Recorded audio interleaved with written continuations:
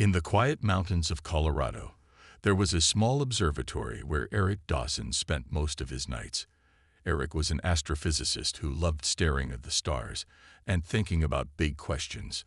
He often wondered if humans were alone in the universe, or if there were other beings out there looking back at them.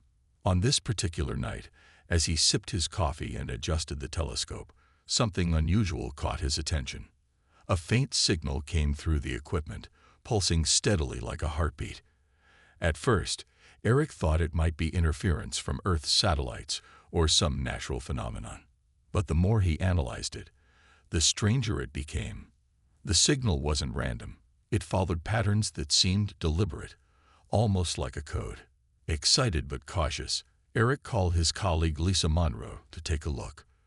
Lisa was practical and level-headed, which balanced Eric's tendency to get carried away with ideas. When Lisa arrived, she double-checked the data. Her eyes widened as she confirmed what Eric had discovered. "This isn't just noise," she said softly. "It's a message." Together, they realized the signal was coming from deep space, far beyond anything humans could reach with current technology. The discovery sent chills down their spines. For years, people had dreamed of finding proof of extraterrestrial life, and now it seemed they finally had it. Word spread quickly among the scientific community. Experts from around the world gathered online to discuss the findings. Some were skeptical, suggesting alternative explanations, but most agreed. This was real. Humanity had received its first message from the stars. Governments also took notice, though they kept their involvement behind closed doors. While scientists debated how to respond, ordinary people began imagining what kind of beings might have sent the signal. Were they friendly, dangerous, or completely indifferent to Earth? As days passed, excitement turned into anticipation. A team led by Eric and Lisa worked tirelessly to craft a reply. They wanted to send something simple yet meaningful, a way to introduce humanity to whoever, or whatever, was out there. Music, images, and mathematical sequences were combined into a single transmission meant to convey peace and curiosity.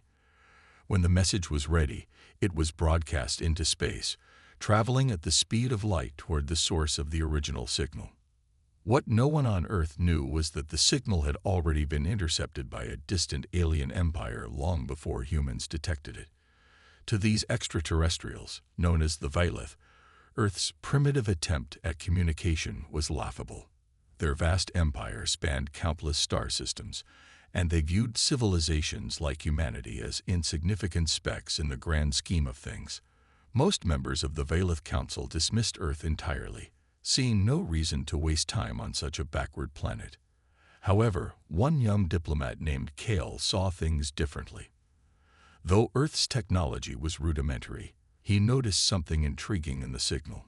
It showed creativity, emotion, and a desire to connect, all traits the Vailith valued in their own culture. Kale argued that dismissing Earth outright would be a mistake. His rival, Commander Rin, disagreed. She believed focusing on Earth was a waste of resources when the Empire faced more pressing concerns elsewhere. While the Council debated, automated probes left behind by the Vailith decades ago began malfunctioning near Earth's solar system. Cut off from updates due to budget cuts, the probes sent garbled data back to the Empire. This created confusion among the Vailith, who started questioning whether Earth might pose a hidden threat after all.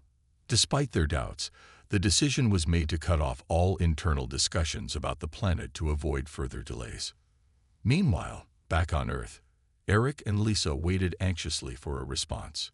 Days turned into weeks, and hope slowly faded. Had their message reached anyone? Would they ever know? Little did they realize, their simple act of reaching out had set off ripples across the galaxy. And not everyone saw it as harmless. Weeks turned into months, and the initial excitement on Earth began to fade. Many people went back to their daily lives, assuming the signal had been a false alarm, or that the aliens weren't interested in responding. Eric Dawson and Lisa Monroe, however, couldn't let it go. They spent countless hours analyzing the data, searching for any clue they might have missed. The lack of a reply weighed heavily on them, but they refused to give up hope. Then, one ordinary afternoon, everything changed. Without warning, the skies above Earth lit up with an eerie glow. Massive ships appeared in orbit, their sleek surfaces shimmering like liquid metal under the sun. These vessels were unlike anything humanity had ever seen, far larger than skyscrapers and seemingly unaffected by Earth's gravity. Panic erupted as news spread across the globe. People ran outside to stare at the sky, while governments scrambled to prepare for the worst. For several tense minutes, nothing happened. The ships just hovered silently, casting long shadows over cities and towns. Then, a voice echoed through every device on the planet. Radios, televisions, even smartphones. It spoke calmly and clearly, addressing humanity in every language simultaneously. "We are the Valith Collective," it announced.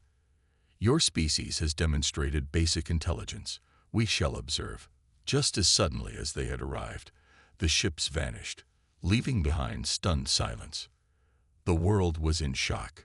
Governments held emergency meetings, trying to figure out what had just happened. Military leaders debated whether the Valith posed a threat, while scientists wondered why the aliens had left so abruptly. Conspiracy theories flooded the internet, ranging from claims of an impending invasion to accusations that world leaders were hiding information. Amid the chaos, Eric and Lisa found themselves at the center of attention. Their earlier work on the signal made them key figures in understanding the encounter. Back on the Valith homeworld, located light years away, reactions were mixed. Kale, the young diplomat who had argued against dismissing Earth, watched recordings of human activity with fascination. He noted how quickly people organized themselves after the encounter, showing adaptability and resilience. To him, these traits hinted at potential, not just for growth, but for unexpected challenges to the Empire. His rival, Commander Rin, remained unconvinced. She pointed out how easily the Valith ships had intimidated Earth's population. "They're weak," she declared. "A true threat would have fought back." Meanwhile, automated probes scattered throughout Earth's solar system continued to malfunction. Cut off from updates due to budget cuts, they sent fragmented data back to the Valith Council. Some interpreted this as evidence of Earth tampering with Imperial technology, while others suspected internal sabotage.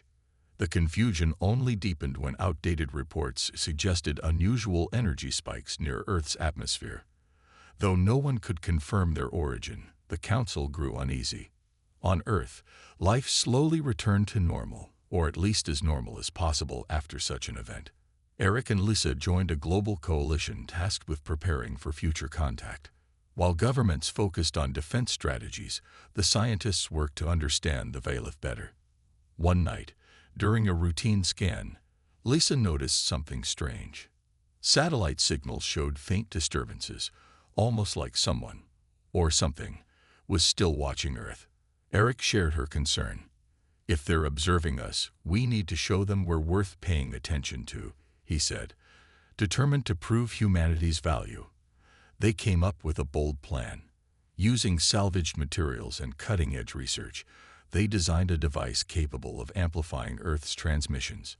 If the Valith were truly monitoring them, this new signal would demand their attention. The idea was risky, but it gained approval from the coalition. As the device activated, billions of people waited anxiously, unsure if they would receive acknowledgement or face retaliation.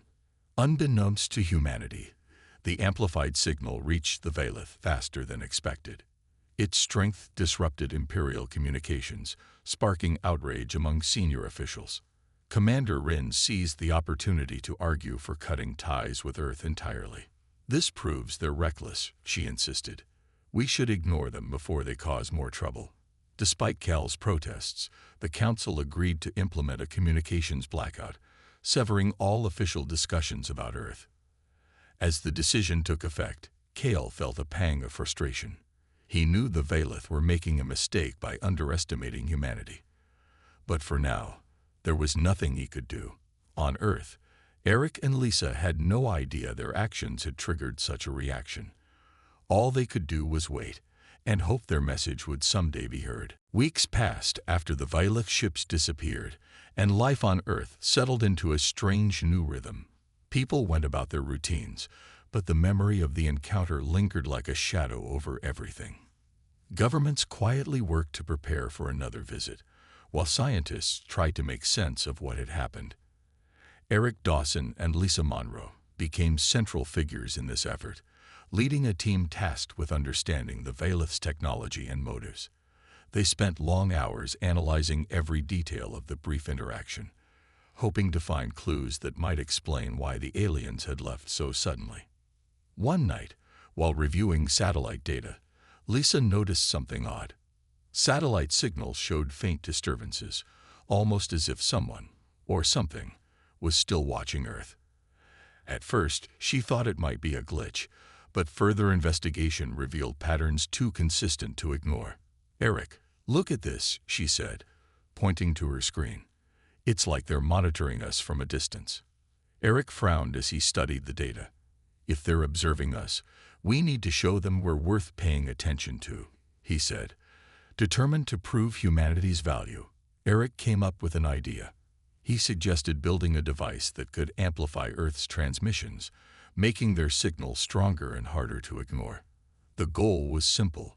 If the Valeth were still out there, this new message would force them to respond.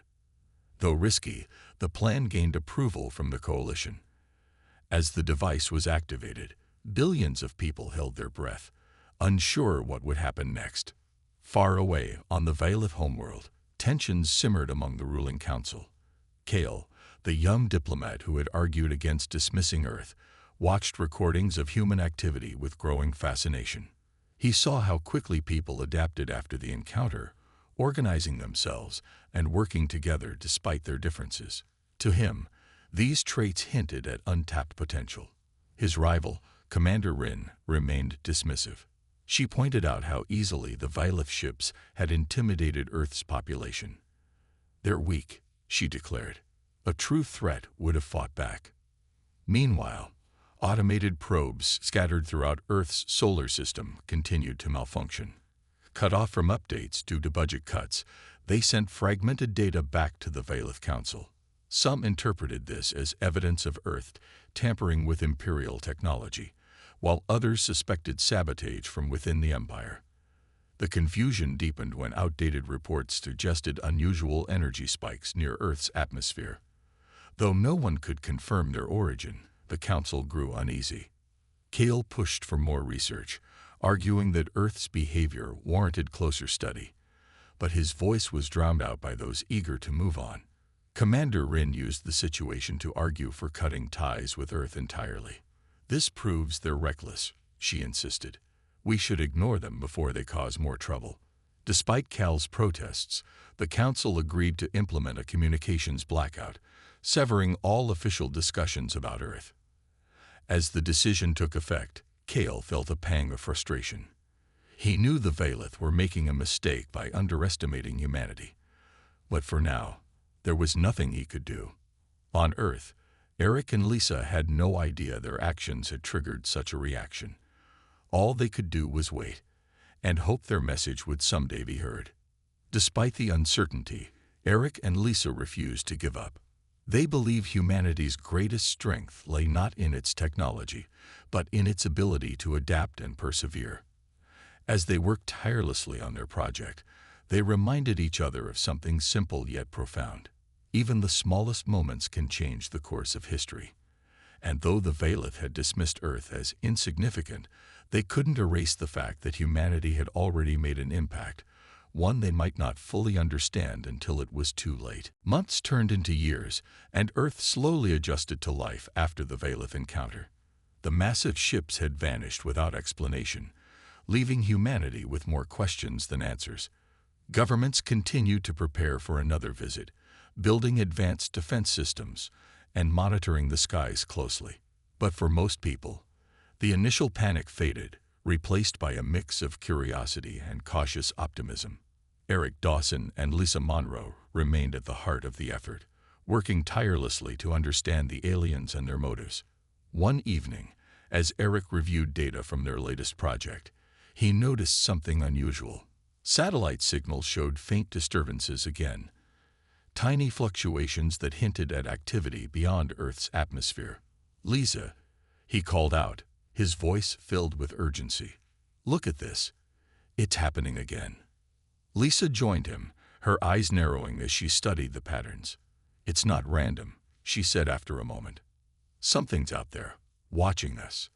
The realization sent a chill through both of them. Though they couldn't see anything, the evidence was clear. Earth wasn't alone. Determined to get answers, Eric and Lisa proposed a bold experiment.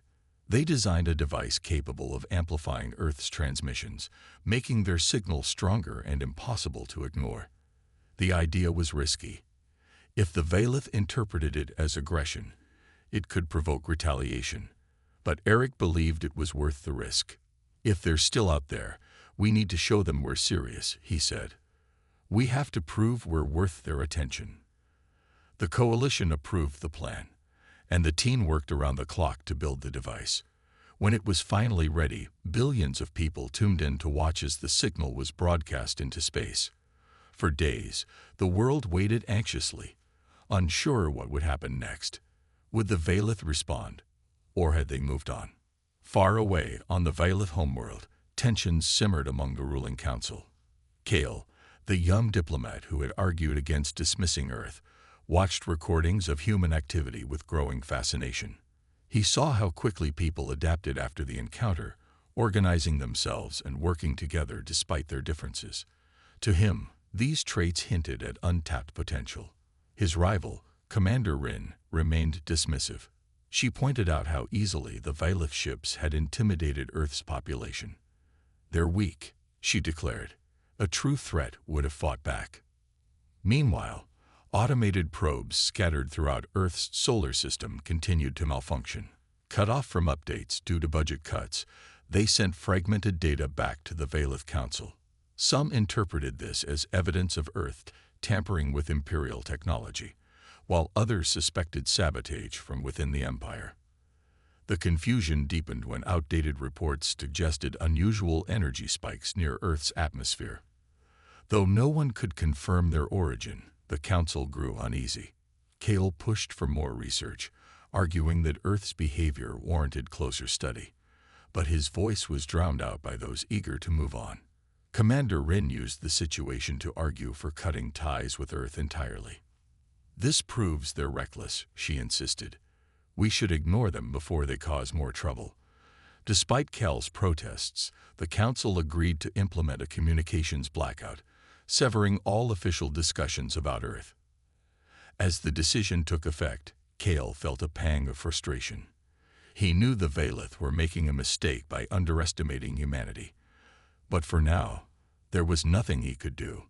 On Earth, Eric and Lisa had no idea their actions had triggered such a reaction. All they could do was wait, and hope their message would someday be heard.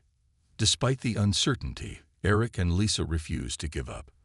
They believed humanity's greatest strength lay not in its technology, but in its ability to adapt and persevere.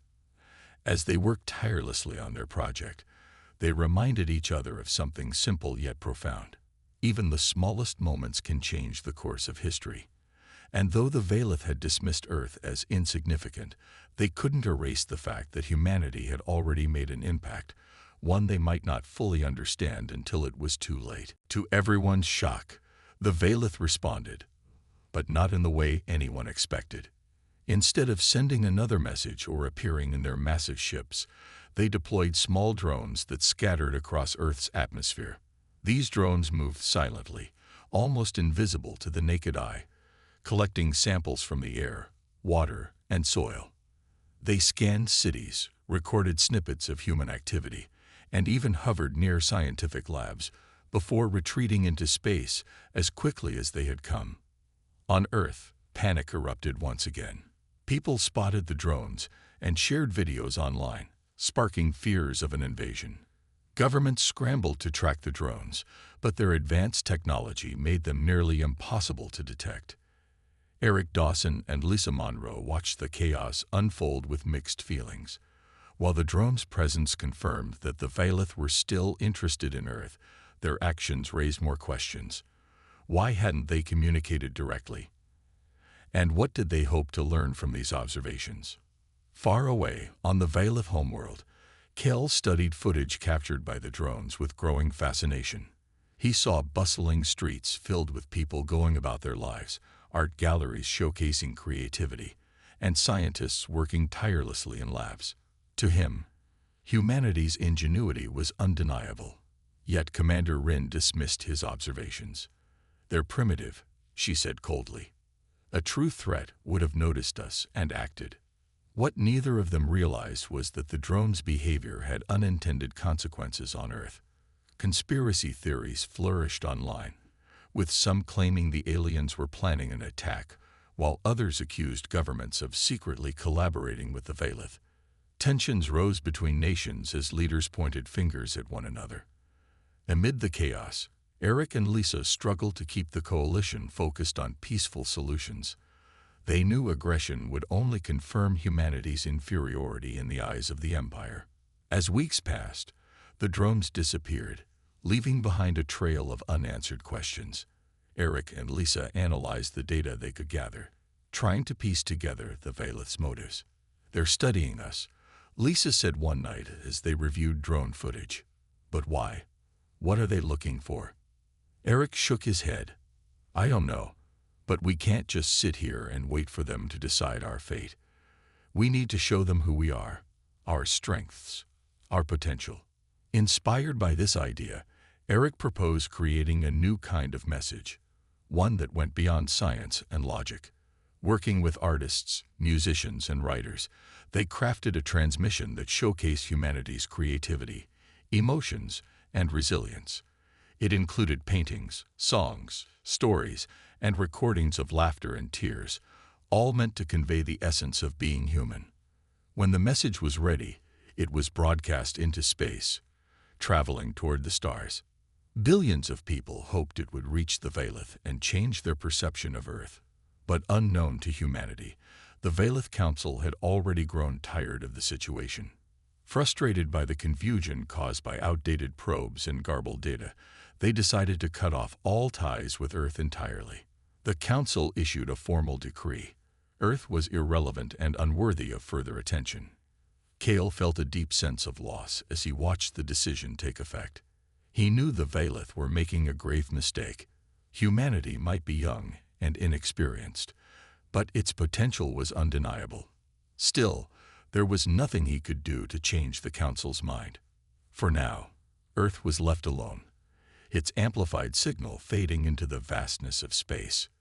Back on Earth, Eric and Lisa refused to give up hope. Though they didn't know about the Valeth's decision, they remained determined to prepare humanity for whatever came next. They believed that even if the Valeth never returned, their efforts would inspire future generations to look beyond their planet and dream of connection with the cosmos. As they worked late into the night, they reminded each other of a simple truth. Sometimes, the smallest acts of courage can leave the biggest impact. Years passed, and life on Earth continued to change. The brief encounters with the Valeth had left a lasting mark, sparking a global movement of cooperation and innovation. Nations that once competed against each other now work together, pooling resources to advance science and technology. Inspired by the possibility of alien life, humanity pushed boundaries like never before. Space exploration became a top priority, and new discoveries were made every day. Eric Dawson and Lisa Monroe became symbols of this new era, their names celebrated in classrooms and laboratories around the world. But for all the progress, unanswered questions still lingered. Why had the Valeth stopped communicating? What had they learned from their drones? And most importantly, would they ever return? Eric and Lisa often talked about these mysteries late at night, staring up at the stars through the observatory's telescope. They couldn't shake the feeling that the Valeth's silence was only temporary, that one day humanity would face them again. Far away on the Valeth homeworld, things were far from peaceful. The Empire faced growing challenges as internal divisions weakened its once unified government. Resources were stretched thin, and rival factions vied for control. Cale, who had long argued for studying Earth, found himself sidelined as the Council focused on more immediate concerns. Commander Rin, however, rose to prominence, her aggressive policies earning support from those who believed expansion was the key to survival. Despite their differences, both Kale and Rin noticed something strange happening in the Empire's outer regions. Decades-old probes, forgotten after being cut off due to budget cuts, began sending faint signals back to the homeworld. These signals carried fragments of data, recordings of Earth's amplified transmissions, images of human achievements, and even echoes of their creative messages. To some, it seemed as though Earth itself was reaching out across time and space, leaving an imprint on the Valith systems. Kale saw this as proof of humanity's persistence. "They're still trying to connect," he told anyone who would listen. "Even without knowing we're watching, they keep reaching out." But Rin dismissed his claims, insisting the signals were irrelevant. "Earth is nothing," she said, "a primitive species playing with tools they don't understand." What neither realized was that these fragmented signals were spreading beyond the Empire's borders, carried by rogue probes and forgotten artifacts. Over time, they'd reached distant star systems, where younger Valith explorers stumbled upon them. Intrigued by what they found, these explorers began asking questions about Earth, questions their elders had long ignored. Back on Earth, Eric and Lisa continued their work, unaware of the ripple effects their efforts had created. They focused on teaching the next generation of scientists, instilling in them the same curiosity and determination that had driven their own careers. Art, literature, and philosophy flourished as people grappled with their place in the universe. Humanity wasn't just preparing for another encounter, it was evolving, becoming something greater than it had been before. Decades after the initial contact, a new generation of Valith explorers rediscovered Earth. Armed with updated knowledge and fresh perspectives, they approached the planet cautiously, but with genuine interest. By then, Earth had advanced far beyond what the original Valith observers had anticipated. Its technology rivaled that of many established civilizations, and its culture reflected a unique blend of creativity and resilience.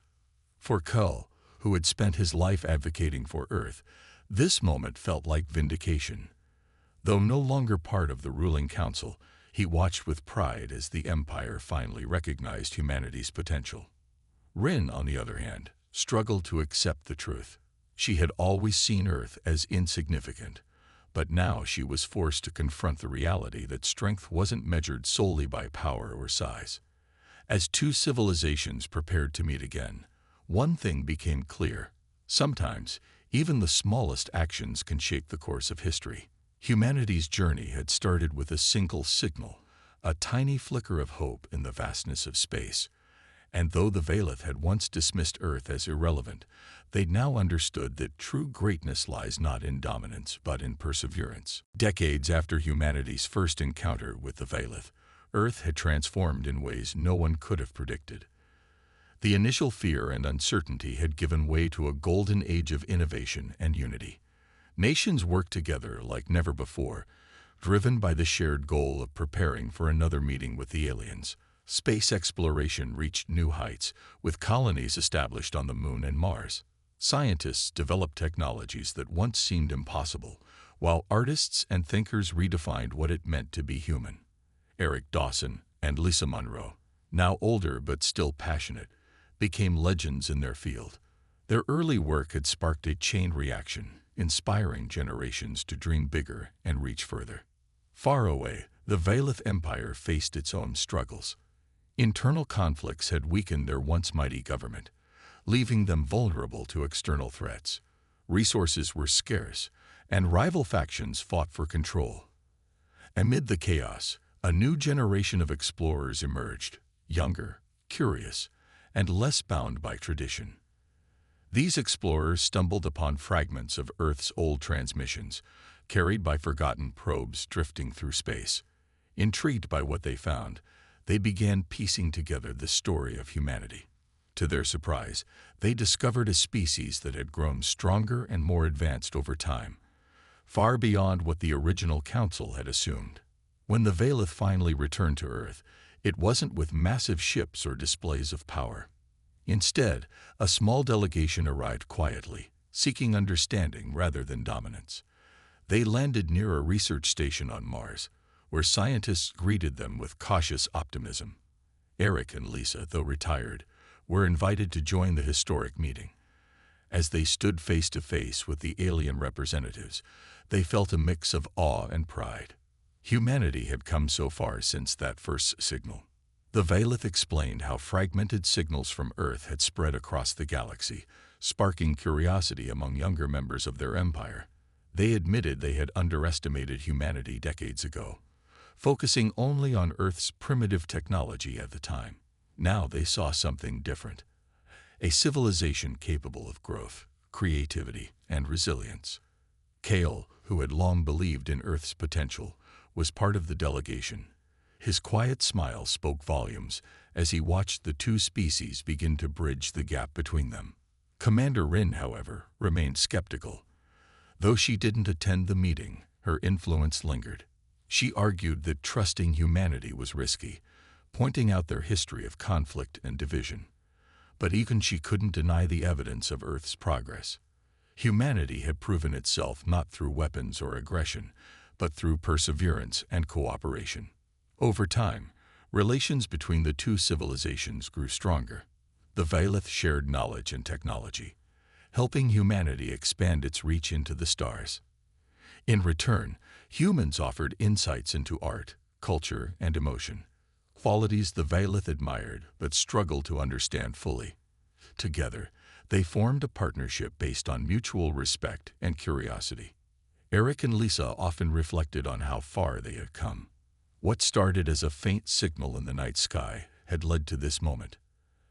A chance for humanity to step onto the galactic stage. They knew challenges lay ahead, but they also knew humanity was ready to face them. As the years passed, Earth continued to thrive, its people inspired by the possibilities of the universe.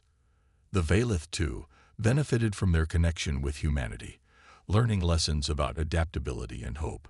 Both civilizations realized that strength wasn't measured by power alone, but by the ability to grow and change. In the end, the story of Earth and the Vailith became a testament to the power of curiosity and courage. It showed that even the smallest moments, a single signal sent into the void, could change the course of history. And though the Vailith had once dismissed Earth as insignificant, they now understood that true greatness lies not in dominance, but in the willingness to connect, learn, and persevere.